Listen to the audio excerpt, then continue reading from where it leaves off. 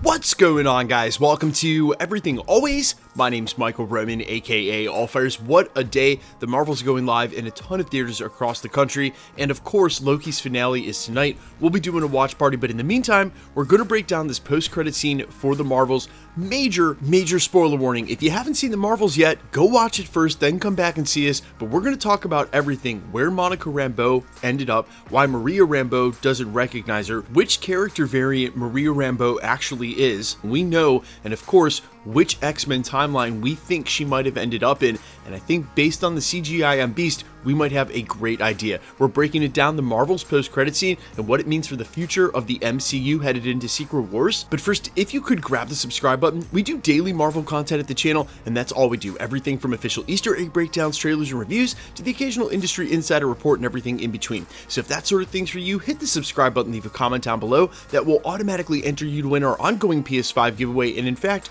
we're giving away back-to-back PS5s tomorrow and Saturday.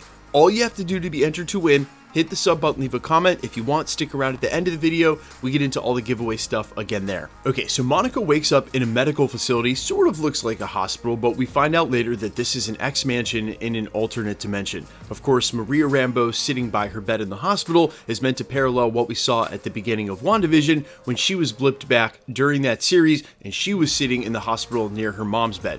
Now, when she starts to overreact to seeing her mother alive again, as you would expect, her mother doesn't recognize her or know what's going on. That's when you hear Kelsey Grammer's voice reprising his role as Hank McCoy or Beast off-screen say, "How's our mysterious visitor?" To which Maria Rambeau replies, confused and a little disoriented, to which Monica Rambeau blurts out, "Where are we? What happened?" And Hank McCoy says, "We were hoping you could tell us." He then says, "All we know is that Binary found you," and follows it up with, "My theory, you came through a hole in space-time. You are now in a reality parallel to your own," which of course is impossible. Binary then asks, "Do you think it's because of all the confusion happening?" She's obviously referring to whatever the incursion looks like on their end, to which Hank McCoy replies in a very Hank McCoy way, "Confusion is but the first step on the path to knowledge." Such a Beast thing to say, and especially in this moment. Binary then says, "I'll take it from here." Beast says Charles asked for an update. He's of course referring to Charles Xavier, Professor X, implying that this timeline is much bigger. There are a lot of other X-Men here, including a variant of Professor X that we've seen die on screen 2, or is it 3 times now? 3 times. Hank McCoy leaves the med bay and says he'll come by and check on her later. That's when you see Binary standing in her full costume. No, it was not Storm with the gold and white. It was gold, white, and maroon. She's playing the variant Binary. She's standing in front of the X store to let you know you are in an X mansion now, as if that wasn't already clear enough by a lot of the signifiers in this scene, to which Binary turns to Maria Rambeau and asks her point blank, "Who are you?" That's when Maria Rambeau basically realizes the reality, pun totally intended, of her situation, and in a very funny way says, "Oh shit." Okay, so first up, this version of Captain Marvel, Binary, was actually a version of the character that Carol Danvers was the longest, but from the comics, it's Carol Danvers that became Binary. She goes on a mission with the X-Men after she's depowered by Rogue, but while in space, the Brood recognized something unique with her genetic structure, almost exactly like what was going on with Peter Quill in the Guardians of the Galaxy franchise. They start doing torturous tests on her to try and unlock that power, and that's what turns her into Binary. So in this timeline, pretty safe to assume that those events or something like those events have already happened, and now that Maria Rambeau is there, it's tying one specific X-Men timeline over to our 616. As you can imagine, that Nick Fury and the rest of S.W.O.R.D. are going to desperately try to get Monica Rambeau back, as much as she's going to want to get home. Now, as I mentioned during the prologue, the CGI for Beast has drastically changed from what it used to be. Kelsey Grammer's effects were always practical. The hair and the makeup, meaning it was all live and applied to him and then caught on camera. It could have been enhanced a little bit by CGI, but it was mostly makeup and practical effects. This time around, Beast is completely CGI. He looks a lot more like the Hulk in some of the recent CGI models that we've seen, but to me has almost a soft, round, cartoonish look. And that makes me wonder if this isn't specifically the X-Men 97 timeline. Now listen, I'll be the first to say I'm reaching another pun totally intended, and it actually doesn't have to be any specific X-Men timeline. We're pretty sure it's not one of the ones we've seen cinematically before, only because of the greater Marvel Universe tie-in with Maria Rambeau, and it would also make sense if they would just make it a new timeline, sort of the way they did with the 838, and have variants of the X-Men characters.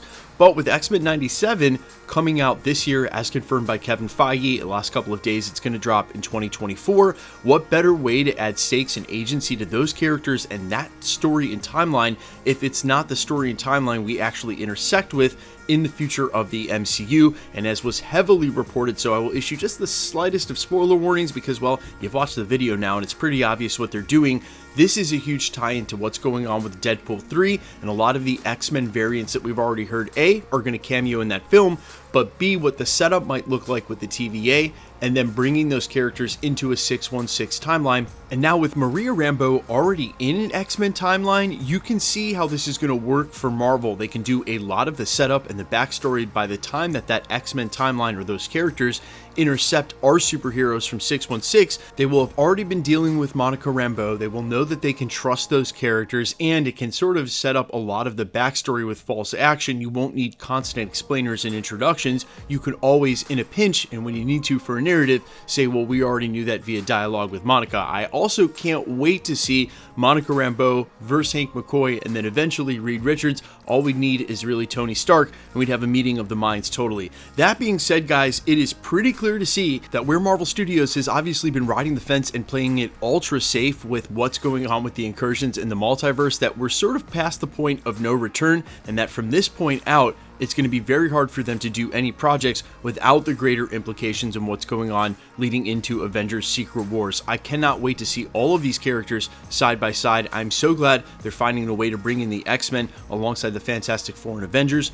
For Secret Wars, you need them as part of the saga. Now, if only we could get Doctor Doom. You guys let me know all your thoughts down below in the comments. As always, let me know how you liked the Marvels. Let me know if you liked the post-credit scene, if you're excited for it, and if you liked Beast's CGI. Do you prefer the practical effects on Kelsey Grammer, or were you cool with the CGI for this? I think they could have been a little bit better, but I think also when you get to those final battle scenes, knowing where they even CGI people who don't need it now, it's just easier for them to control the models, so he was probably always going to be CGI no matter what.